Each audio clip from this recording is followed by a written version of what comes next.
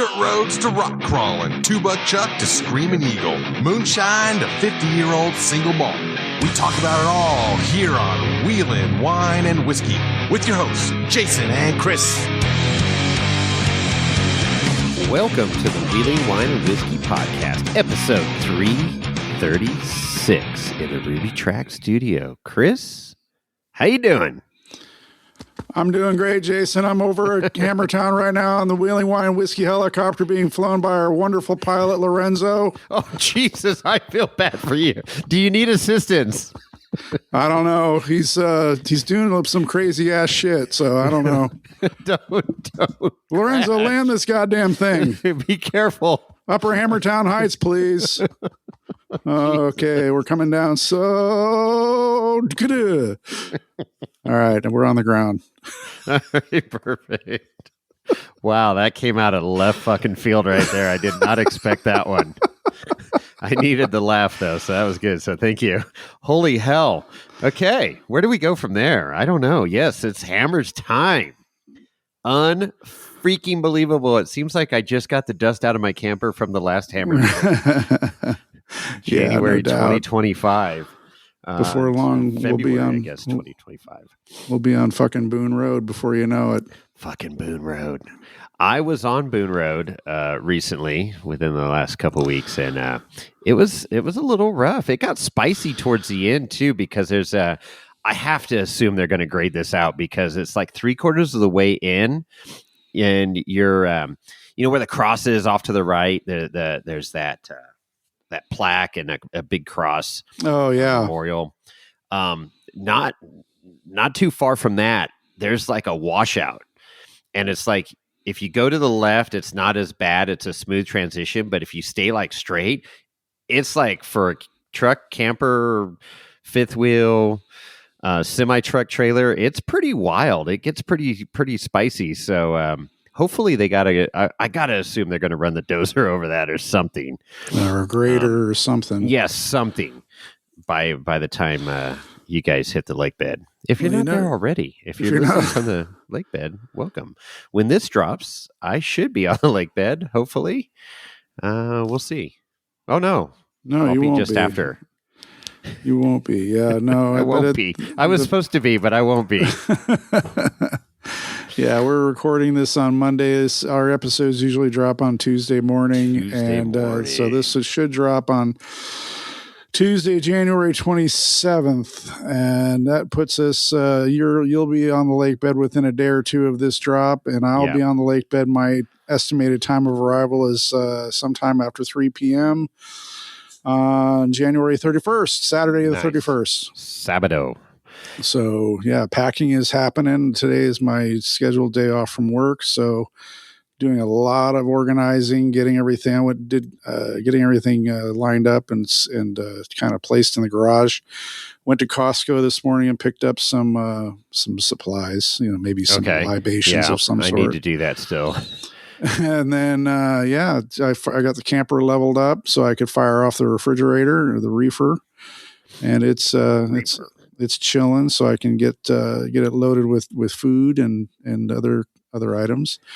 So yeah, it's all coming together. Our checklists are everywhere on my desk right now, and as you know, you fail to plan to fail, right? So yeah, I've been consolidating list this morning. I had little pieces of paper here, there, Post-its, whatever it was, and even notes on the phone. And I'm like, okay, I got to put all this on one page and organize it, and what stores I need to go to and pick up this for so-and-so and that, and grab this out of the shed. And yeah, so that's all down on a one piece of paper now. So that's good. Now I just have to execute the rest of the list. I got part of it, but have the rest of that to do. It's crazy. Yeah. Hashtag Hammers Prep. And we're not even racers, No. It's crazy. No.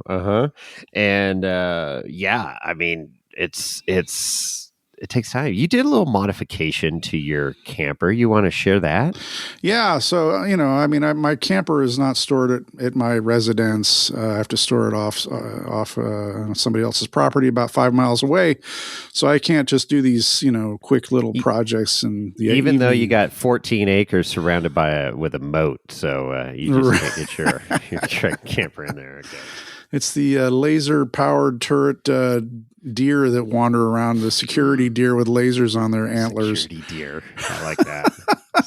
I got security bunny rabbits out here, white-tailed bunny rabbits. Perfect. Yeah, no, the camper's a constantly evolving thing, and I've been working on it this past year, doing some renovations and improving and fixing the leaks in the roof. Hopefully those hold up really well. We had some pretty significant rain, and I didn't notice any new water staining or anything like that in the ceiling. Good.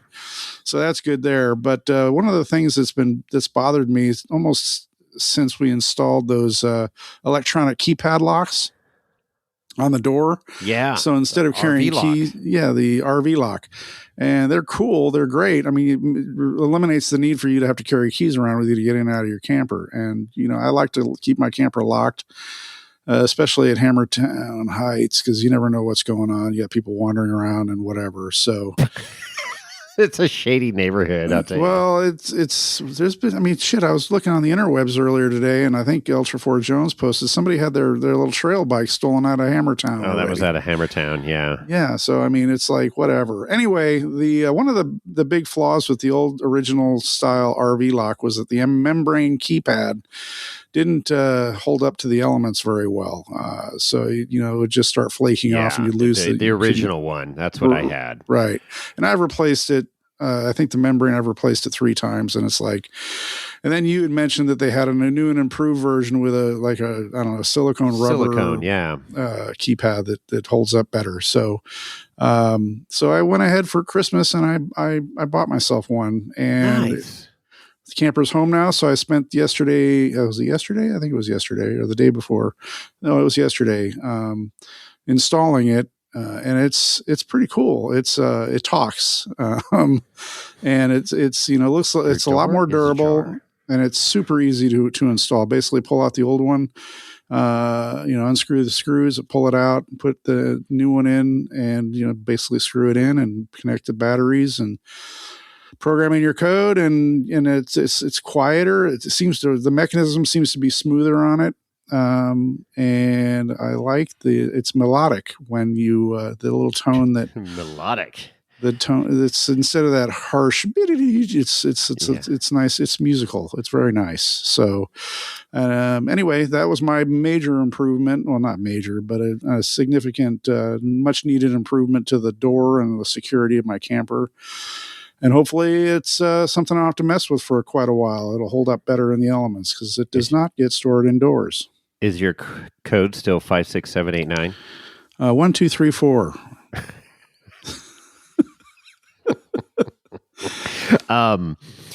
Anyways, that's great because I did mine this summer. Same thing. The numbers were peeling off, even though it was just kind of a pattern that I followed.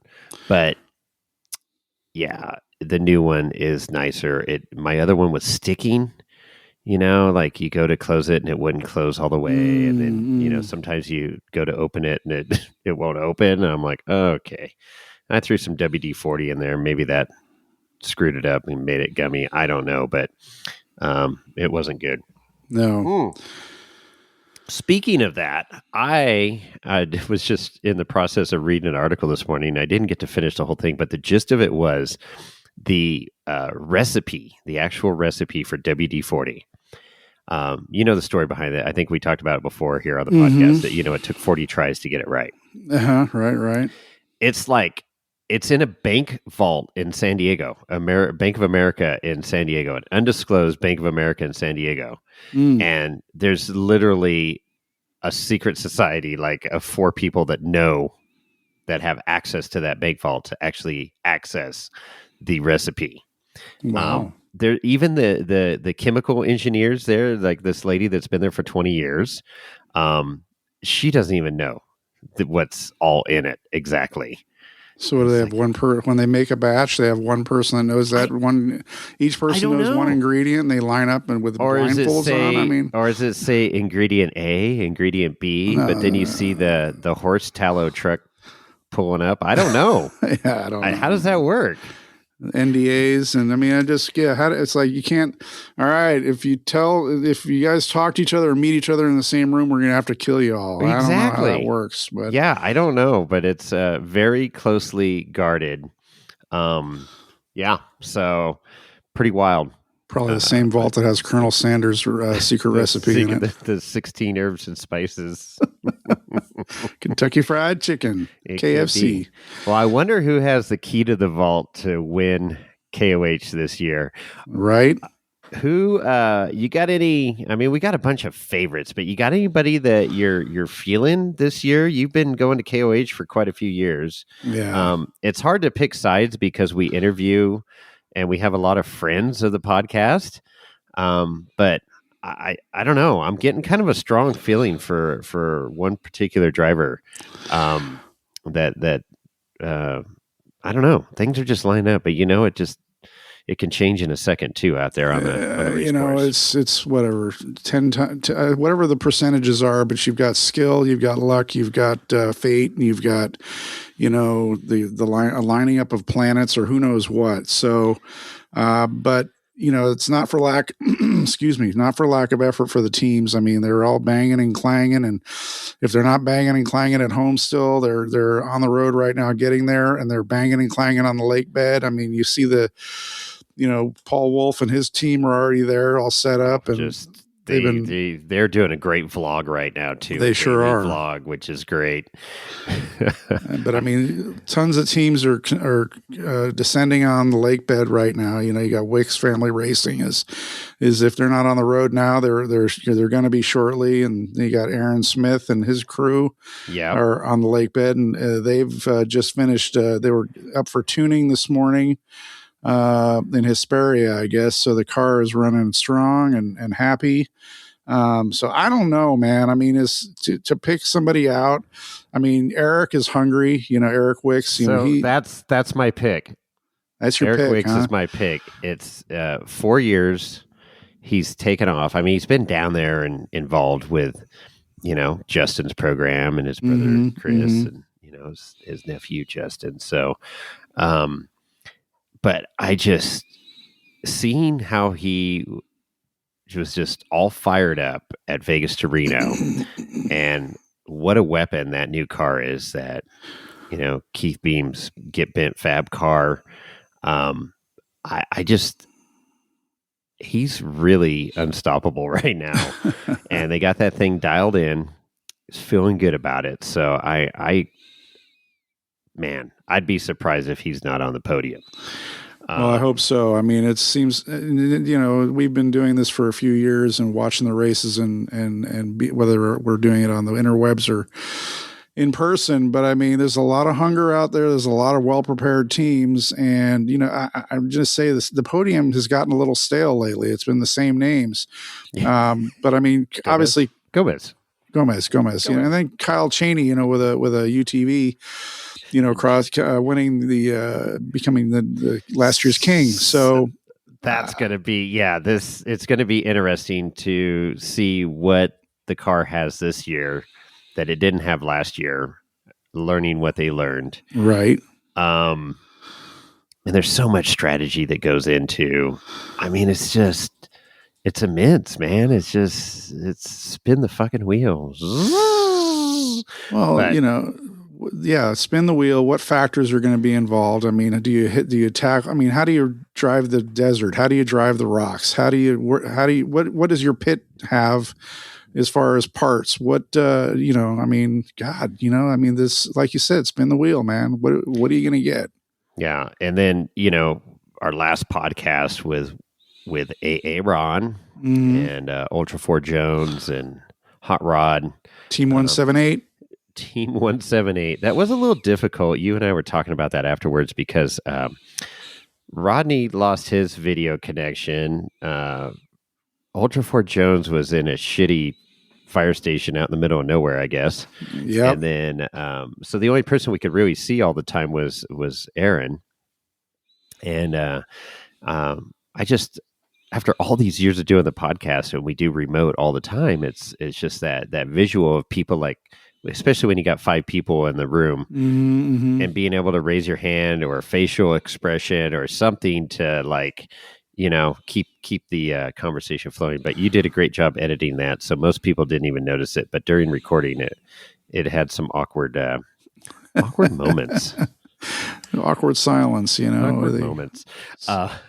But awesome to hear, and I'm glad he got that dynoed, because if you hadn't listened to the last podcast, you should.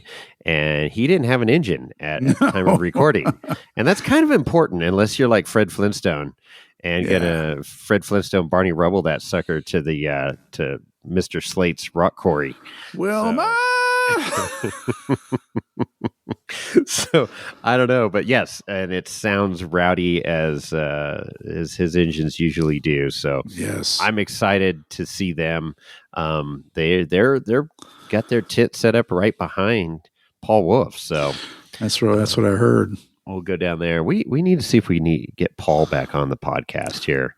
Oh, I would love to have him on the show, but man, that guy is all in right now. I mean, he made that whole family commitment a while back, and it's just like, going basically full time. And, I mean, his social media presence is strong, and, he's in it to win it, and he last year he had a, tough break, but he's such a great stand-up guy, the way he was behaving and helping on the trail where he broke down, and, helping people get through that with spotting and, or pulling cable for him or whatever. So, right. It was, showing some great, sportsmanship there. I feel like. Absolutely. It's freaking awesome. I mean, all those guys, and, yeah, he's been kind of quiet lately, or I haven't been on IG a lot, but I just haven't seen much posting from Paul. And then, now it's Game On Donkey Kong. So, well, he's, like you mentioned earlier, he's got that vlog going right now. Yeah. So yeah, now it's big. But yeah, Aaron's set up right, as you just mentioned, right behind him, and. So yeah, Paul's definitely been stepping up the game here, and his media guy that we met, Dylan, I think his name's Dylan, is just cranking out these videos for him. So good stuff. I mean, the lake bed is taking shape. Oh yeah. You didn't get to see it yet, but I got to see the fire pit ornament, if you will. Oh, the one that LaserNet makes every year? It looks like the Las Vegas sign. It's fucking badass, dude. It is badass. I mean, just a bunch of cool stuff. And I'm starting to go through the schedule here, because I've been seeing some new things added in, or advertisements. Mm-hmm. And I was just scanning it here to see what stood out. I know they got like the Hoopty Cross and all that stuff. Right. The Gambler. That's always fun to watch. They're going to be doing that one wheel again. I guess there's a couple. Oh, days. Up on the hill there, like they did last year? I guess, that's what I was trying to verify. I heard like Chocolate Thunder. They're going to go down Chocolate Thunder on a one wheel. Amber Slauson has a one wheel now. I wonder if she's going to compete in that. That'd be interesting. Not recommended, but it'd be interesting. Make sure she wears a helmet. She likes to roll over. Oh, jeez. Let's see here. That's your buddy Chris, Amber. That wasn't from me. That's your buddy Chris. Well, and and that was cool too. Note on prep. They, Amber made the comment that this was the most prep that she's ever done on the car. So she feels really confident that every nut, bolt, wire, pin connector, wheel stud, muffler bearing has been addressed in the car. Muffler bearing. So that's blinker fluid. The blinker fluid's all topped off, ready to go. So, ultra. Oh, here it is. Amped electric Games, Ultra One race, Chocolate Thunder, 10 a.m. Thursday. So it's Thursday morning. Oh boy. 10 a.m. Oh yeah. That's February 5th at 10 a.m. Okay. So Thursday should be UTV. They're not running Chocolate Thunder in the UTVs? No. This is just the one wheel exhibition at Chocolate Thunder at 10 a.m. in the morning. So, you got the king of the canners in the morning cleaning up and stuff, right? Uh-huh. And then the Everyman Challenge Tech and Contingency is Thursday from 10 to 5. And then, then you've got your awards for UTV. Yeah, so UTV starts that morning, 8 a.m. that morning. But yeah, you're right. They're not running Chocolate Thunder, apparently. Yeah, I would think. And then they're doing it again Friday Oh, at 10 a.m. Maybe they don't get to Chocolate Thunder till later. I don't know. that's weird. I would because They gotta be running Chocolate Thunder. Yeah, that's always that's like the standard. Coffee out there and the donuts and the and the Jumbotron and shitters and all the stuff. I mean, it's I don't know. Well, Saturday. Whatever.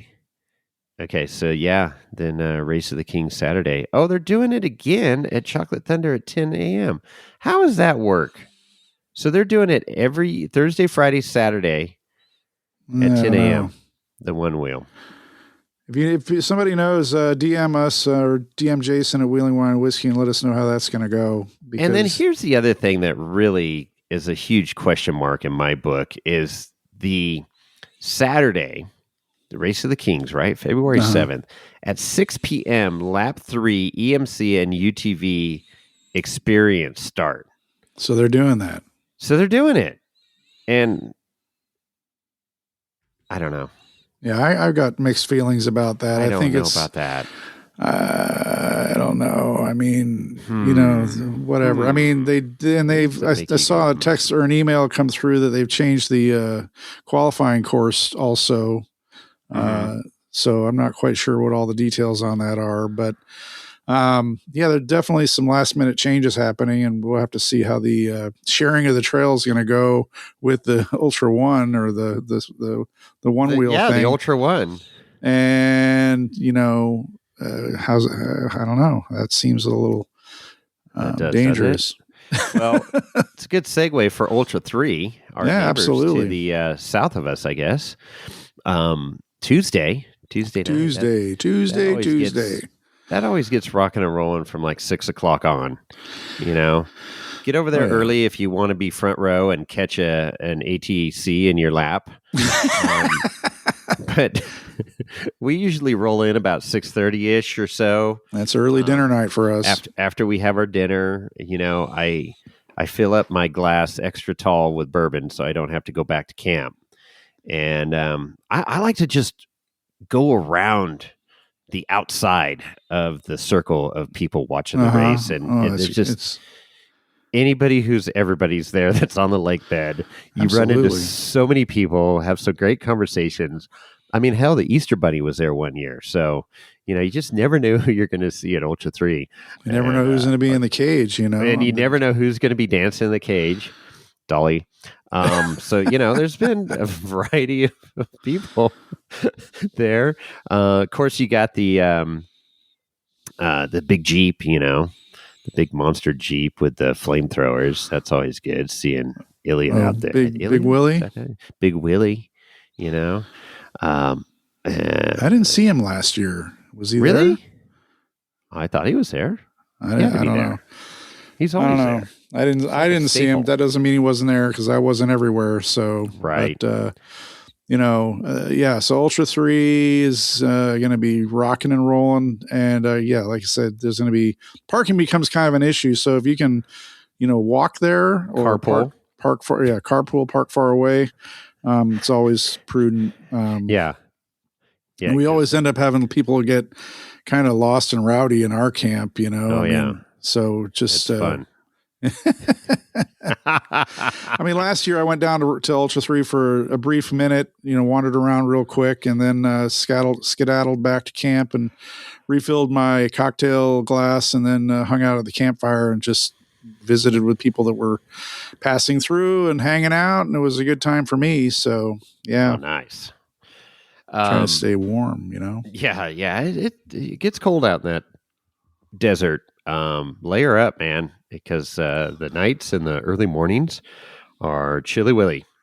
Yes, sir.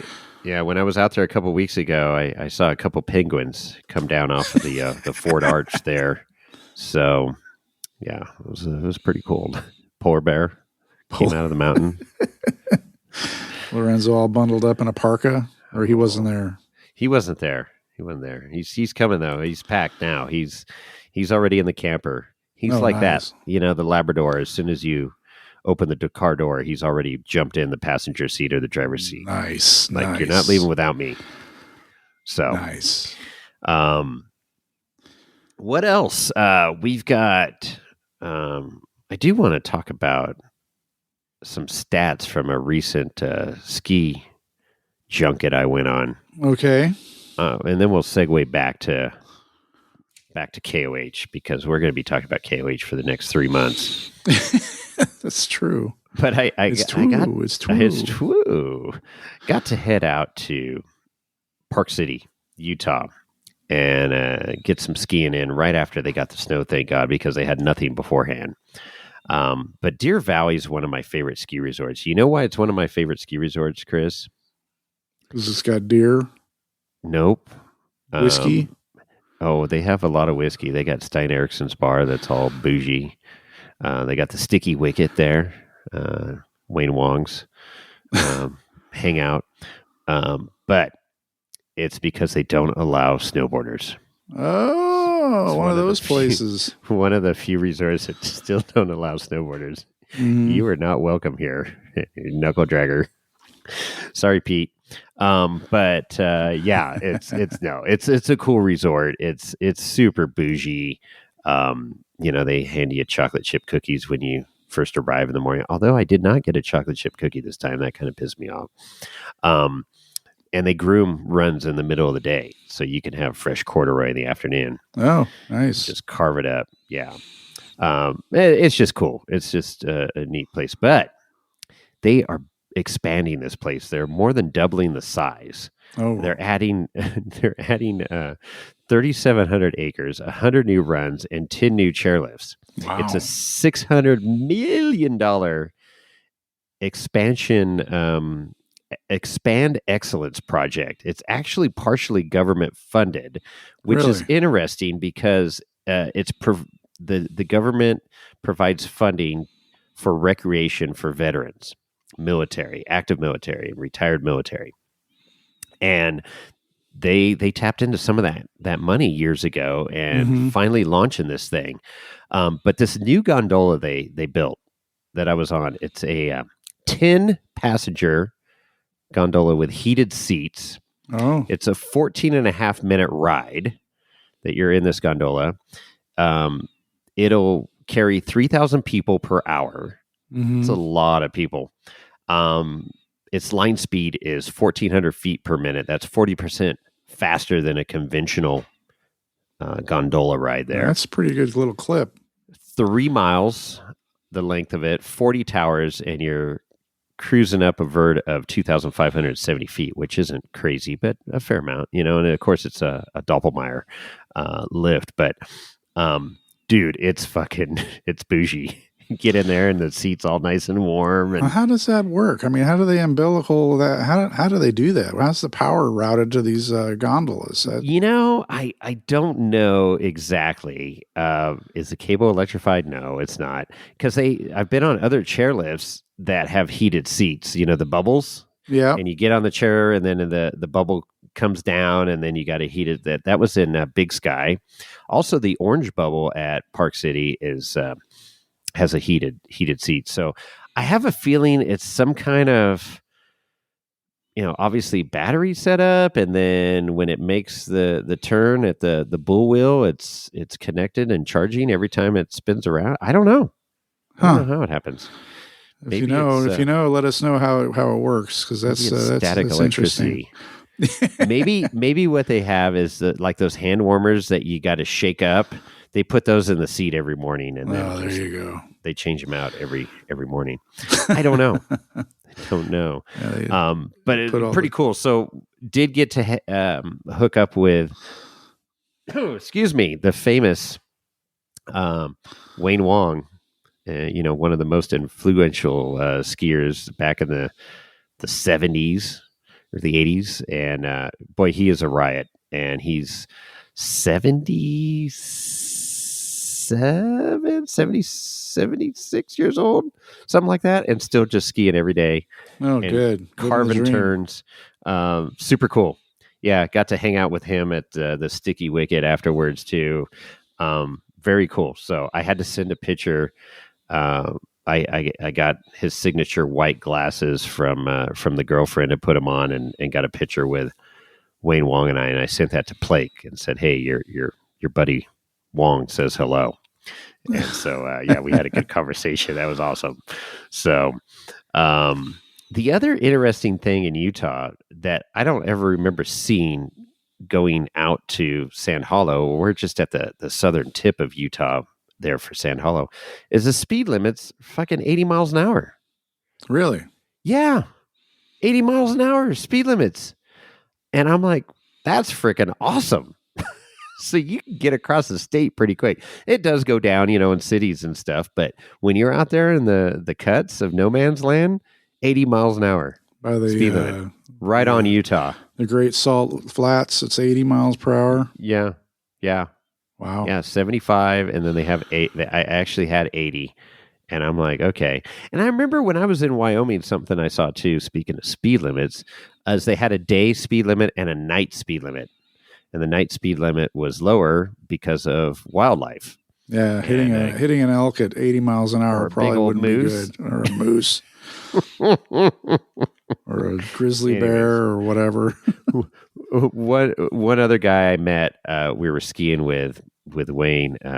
This guy is named Volcano Man. His name's Brad. And he, via snowmobile, he's 1 minute from Deer Valley. Wow. If he has to drive his car, it takes 40 minutes. What? Has to go around the mountain. So pretty freaking cool. So he actually rides his snowmobile to the resort and parks it off the side of a run and then freaking goes out and skis a few laps in the morning, hops back on a snowmobile back to his house. How fucking cool is that? That's pretty badass. Mm-hmm. Mm-hmm. He's called Volcano Man because he lived in Alaska and Hawaii and did a lot of photography for National Geographic and shot the volcano shots. Wow. So kind of a little fun fact there. You never know who you're going to meet on the ski hill. But yeah. And then, the Wong Banger. That's what, that was one of his famous tricks. But it's a drink at the Sticky Wicket, which is kind of like a margarita. Mm. Anyways, it was a great trip to Utah, but from snow to sand back to KOH. Yes, 2026. Holy hell. I can't believe it. I know it's I can't, I'm so anxious right now. I really want to get going and be down there. A lot of our friends are already there and it's just, I kind of have to throttle back from my watching things on Instagram and Facebook because it's giving me FOMO and but soon enough we'll be out there. I don't know if I got to work the rest of the week and in between work and cooking dinner and stuff for my family, I have to finish up my packing and final shopping for perishables and so forth and so on. So, but as we mentioned earlier in the episode, the checklists are paramount of paramount importance, and being able to make sure you don't forget stuff because you don't want to forget stuff when you're out there, even though. If the essentials you can be purchased at the general store in Hammertown now. I mean, if you forget like sunscreen, you can get it. If you forget bottled water, you can get it. I even heard there's a gas station out there now. Well, VP has been doing, the right when you drive in on the right, there's been VP and you pay. Oh yeah, no, I'm sure you do. But you can get whatever fuel needs you need. I mean, you really don't have to leave the lakebed. There's enough facilities out there now. But if you did, and you had to drive out Boone Road, Yucca Valley is only half an hour away. So pretty big town. I hadn't been there before until a few weeks ago, so it was interesting getting out of the desert that I know at Johnson Valley and getting into all the Joshua trees and everything out there. It's pretty cool. Pretty cool to see. Yeah, Yucca Valley is like the major city compared to Lucerne, which is kind of a burg, right? Yeah. I mean, I wouldn't say major city, but I mean, Yucca Valley has like Walmart and shit like that. Exactly. So. Got all your big stores, which is great. So, if you had to pick the next 3-time king, who's it going to be? Oh God, I have a 4-time king, the 4th king, the current 3-time kings, Shearer, yep, Campbell, Slauson. If one of those guys was to win, who would it be to get their 4th crown?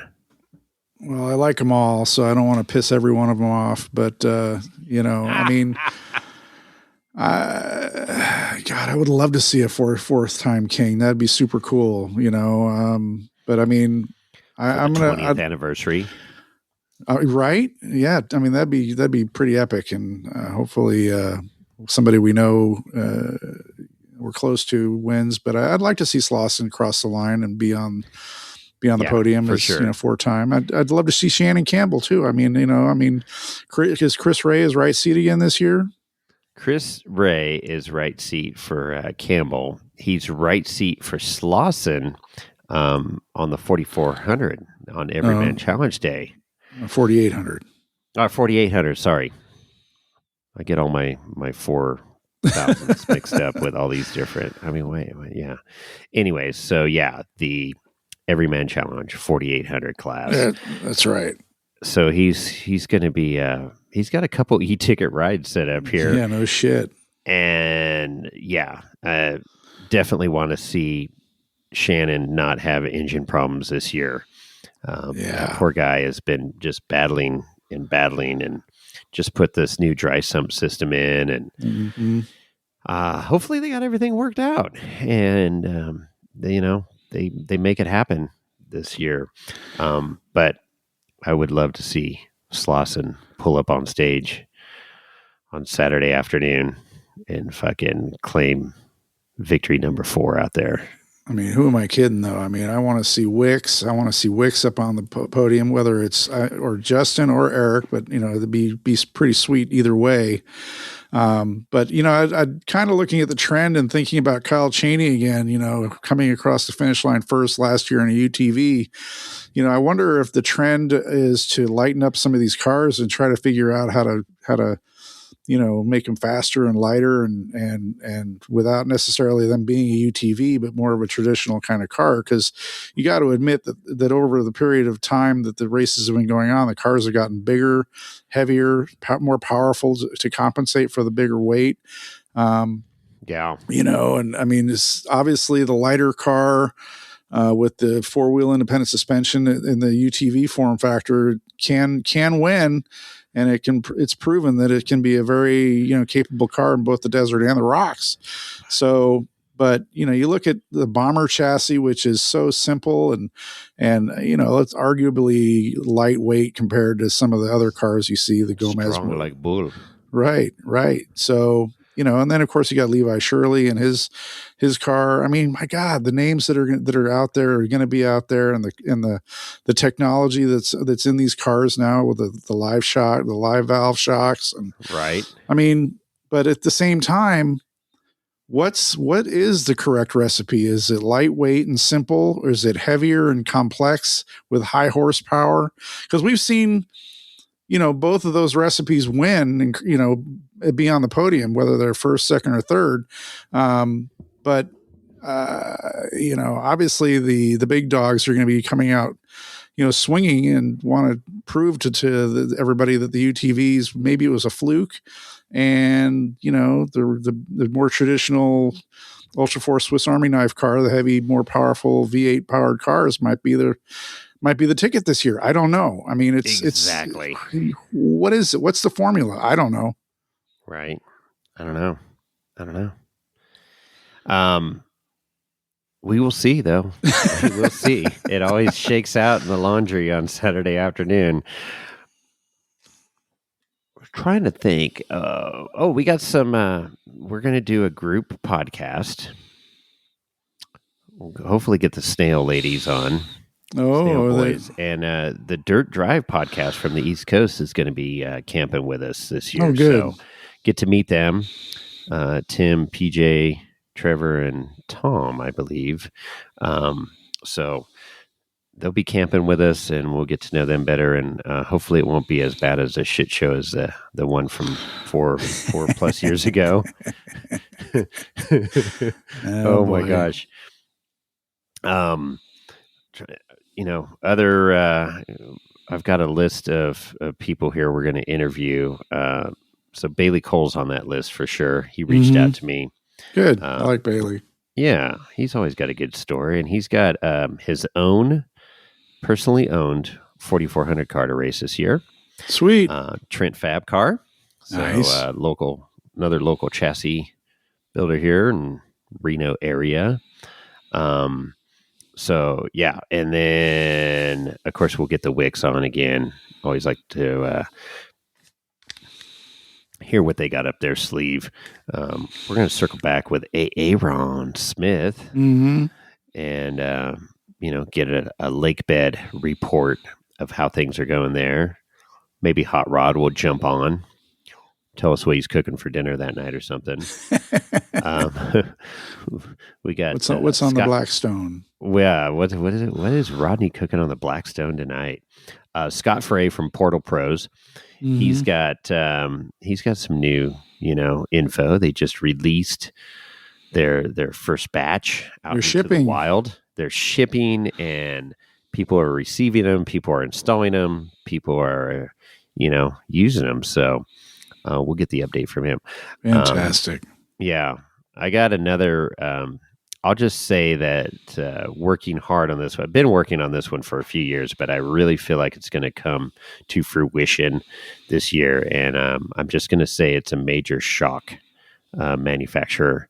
The man behind that, I want to get him and his story because he's got a lot of great stories. I've talked to him and heard it, and they're outstanding stories. Fantastic. Great stories.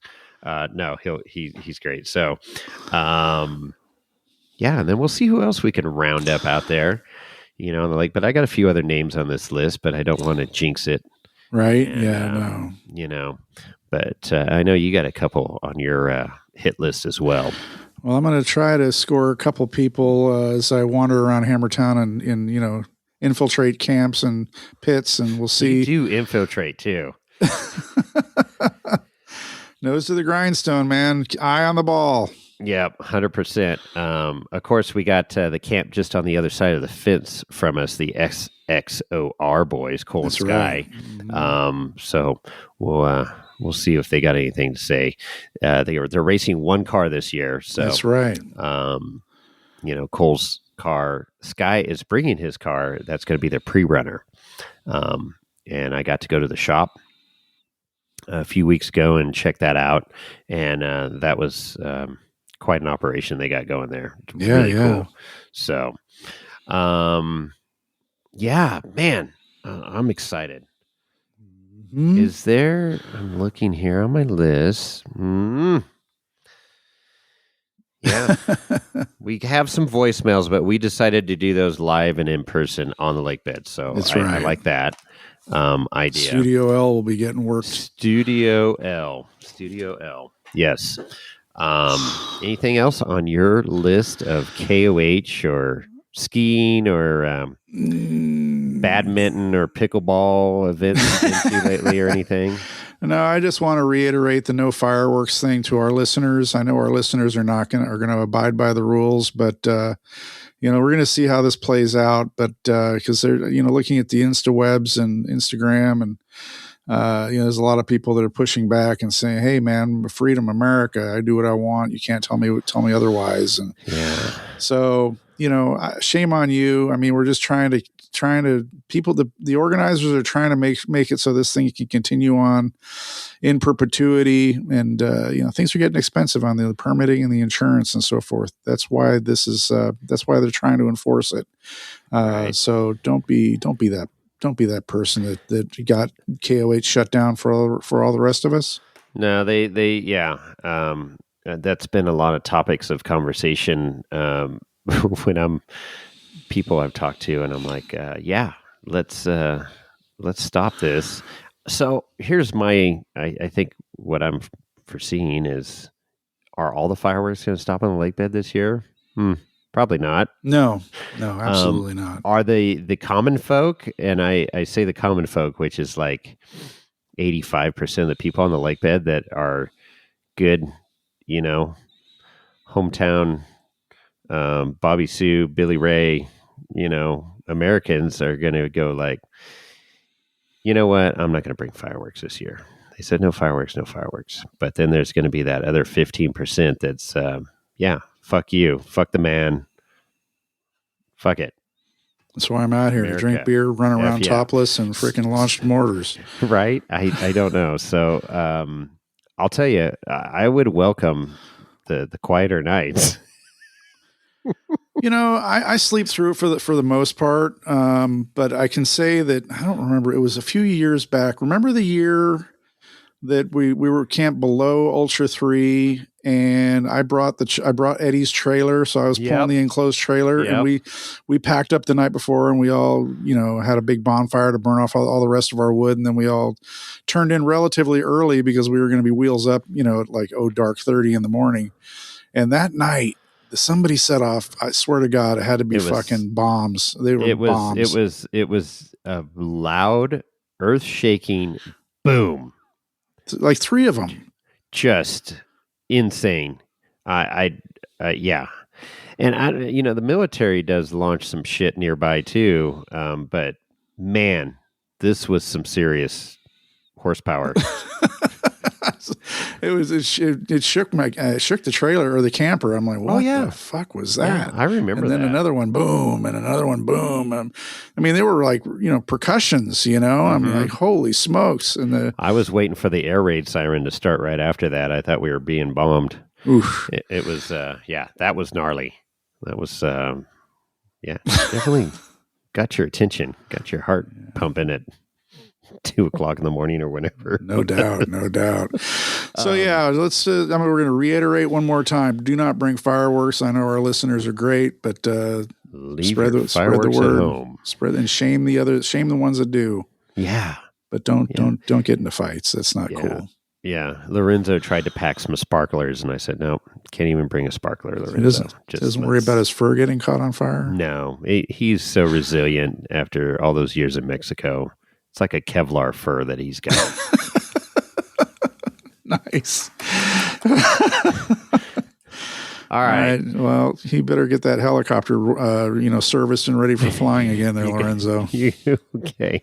Good luck with that. I would not get on a helicopter with Lorenzo flying for sure. What's that? A bottle of tequila you got there? Yeah, exactly. That would be. There's some people I'd question riding with, and he's definitely one of them. He's at the top of the list. Safety is not in his name.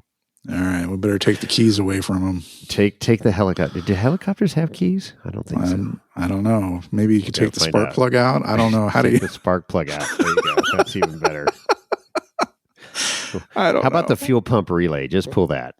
A fuel pump relay, wobulator valve. Relay. Yes. The yes.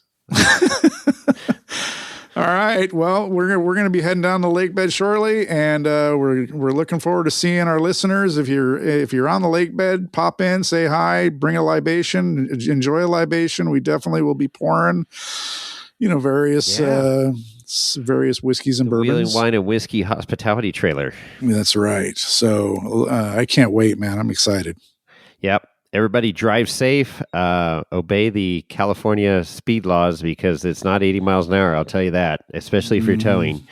So watch out for Johnny Law out there. And be careful of the dips on Boone Road. Oh yeah, and then Boone Road and Old Woman Springs Road. They paved it up, so it's a lot better too. Oh, good. So that's a nice thing. But yeah, drive safe, get there safe, leave your fireworks at home. Bring your ass if you got one. I guess I'm bringing mine. Wow. Yeah. Looking forward to it. Looking forward to meeting some new people, seeing familiar faces, catching up, rekindling some old conversations over whiskey. And yeah. Well, that's right. Bring your RC cars too. Oh yeah, that's right. You got your RC track. It's still partially there. The majority of it's still there. The rock crawling pile that you guys were working on, and Horton kept adding rocks to every morning. We'd wake up and there was new rocks added to the rock crawling course, the RC rock crawling course. So that'll be cool. Yep, for sure. So, okay, cool. How do they get a hold of us, Mr. Green? Well, there's several ways to get a hold of us. You can send up a smoke signal, carrier pigeon. You could hand deliver a handwritten letter if anybody writes those anymore.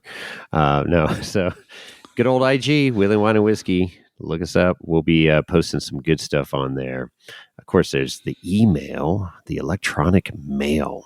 You can Chris at wheelingwineandwhiskey.com, Jason at wheelingwineandwhiskey.com, or Lorenzo. Lorenzo has his own email address too, but I don't even know if he knows how to turn on his computer anymore.